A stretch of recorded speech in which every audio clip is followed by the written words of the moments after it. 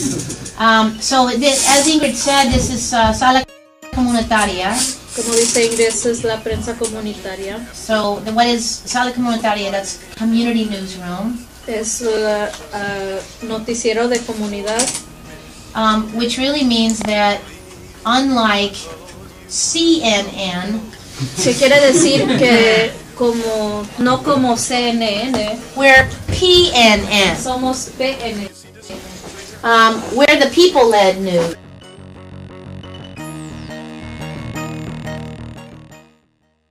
I'm Fred Wapipaw, 82-year-old Kickapoo elder from Oklahoma, and I came out here in California on relocation back in the 50s, and when the American Indian Center was right up here about a block. And I drank in every bar in a mile circumference here, and I sobered up in 1975 after many drunk tanks. Y vine aquí, estuve en todos los bares, todos lugares, y me sané. I have an altar I followed after I sobered up in 1975. I run sweat lodges. I'm a sun dancer, and bring in elders to the community that do TP meetings, peyote, and give people to the sun dance. La ceremonia de Sundance. And we don't charge for our ceremonies. No cobramos por nuestra ceremonia. My only income is like my Social Security. So mi único con lo que sobrevivimos me llamo Patricio Romero y fui criada born and raised here in San Francisco. Aquí en San Francisco. And this is my first time here in Poor Magazine. Y esta es la primera vez también mía aquí en Prensa Pobre. And actually my reason for here is to ask. So I heard about this magazine that will help people get their stories told. Okay. Fred Wapipaw, 82 years old, 10 years military, and we can't make our house payments because my wife is a full-time care. I want to share my 2 minutes with Lucy here. We'll just keep going, but so we just we can't make our house payments on Social Security because my wife is disabled and she hasn't, we don't have any income except Social Security. So the creator, the great mystery is why I'm here, and it'll work, and with all your love and your heart and your enthusiasm for life. And thank you very, very much. I appreciate life my own self. I've lived it up for 82 years. Yeah, 20 years ago, well, Fred had a vision, and I'm not sure exactly when that happened, but Fred went on the road for over 20 years, traveling all through North America, visiting different indigenous peoples' learning ceremony.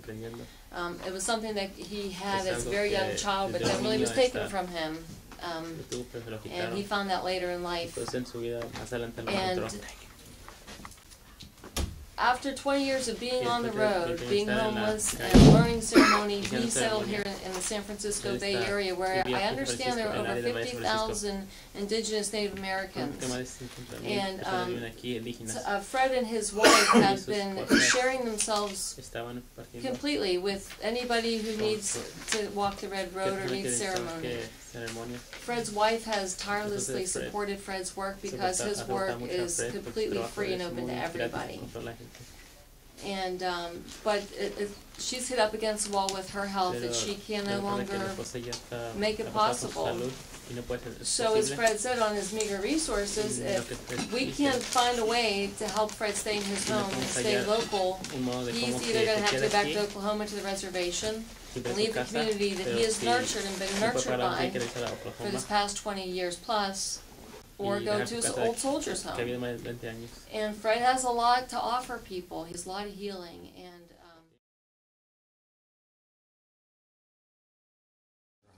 good evening, everyone. I'm Patricia from San Francisco, and I'm glad to be here and glad to be able to get support from everyone here on network about my story and my struggle, which is about the justice system. It's about human rights. It's about my rights. It's about your rights. How can I say I was born in San Francisco, lived all my life. I was sued by siblings for the comfortable home in Bernal Heights. I defended myself in the San Francisco courts. I was sued for non-payment of rent.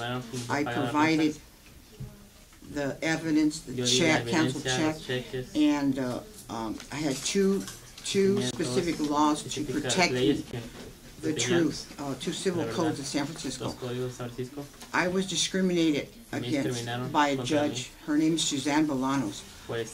I could not believe that I lost with the truth and the evidence presented in the court. It's unbelievable, but it's true. Everything is public record. I lost. And then I looked for help, and I got a lawyer to take my case for free. But he was interested in money, making a deal. And we didn't want money. We didn't want to countersue. We just wanted respect and justice. And for a whole year, continuous to be affirmed by 3 other judges. So that's 4 judges that broke the law. 4 San Francisco judges that broke the law. Violated my rights, violated all your rights. If you violate mine, it violated yours. This is serious. I lived in San Francisco, born and raised.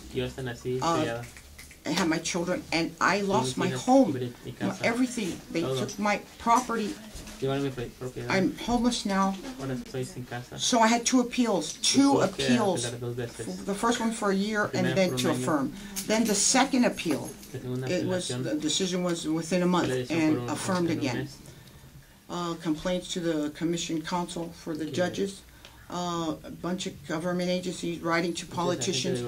I have documented proof of the law being broken by a judge.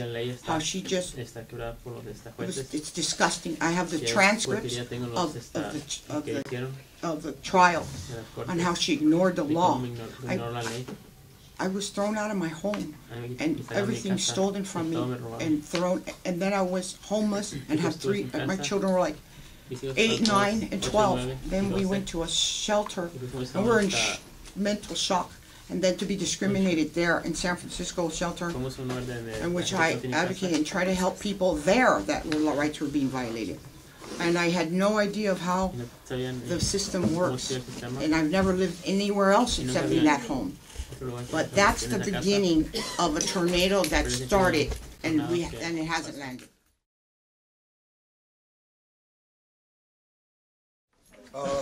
I'm Papa Bear, and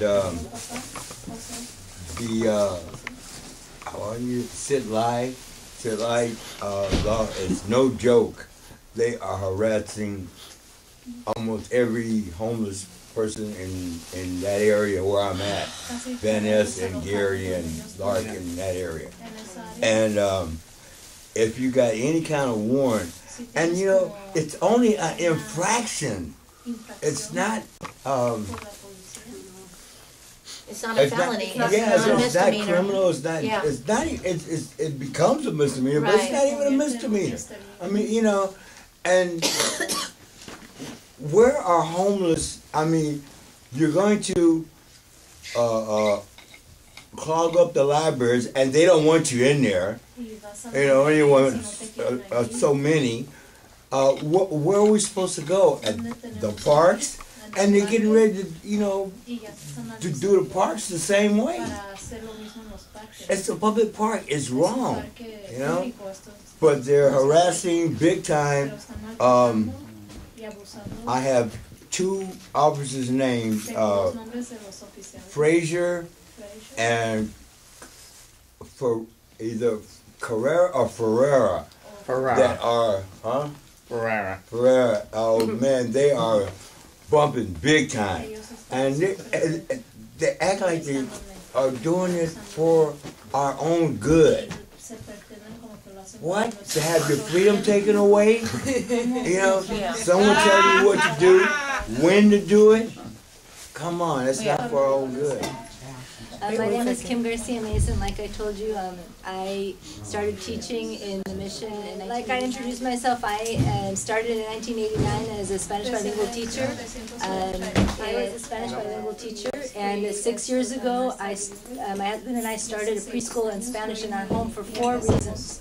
One reason was to give dignified labor, dignified work to women like our parents, like my mom and his mom, who didn't graduate from college here, went to high school, and didn't have a lot to offer, the fancy work system, but deserved a dignified labor, dignified work. And so we wanted to provide an opportunity for work that would employ Spanish-speaking women. And so we started a Spanish language preschool because it makes their language an asset and not a deficit. We wanted to share our house. We have a house which is not humongous, but to us is huge, and there's only 5 of us, so we want to make sure that we're sharing our resources. So after 6 years, there's hundreds of children and families who call our house their home because it's a home-based preschool. We wanted to make sure that Spanish and our language and our culture were honored, and that the curriculum and everything around the school put Spanish first and our culture first. And I wanted a place for my own children to learn their own language and their own culture. And I wanted to give that gift to my own children. So my youngest boys were students in my preschool, and they learned at a very early age to share what they had. And that's all my youngest son, Benjamin. Benjamin grew up thinking that this is how everybody lives. Everybody comes to your house, they have school, they share your house, and I think that's wonderful. I have been in San Francisco since 1989 as a teacher and now as a parent. And I am very concerned about our children.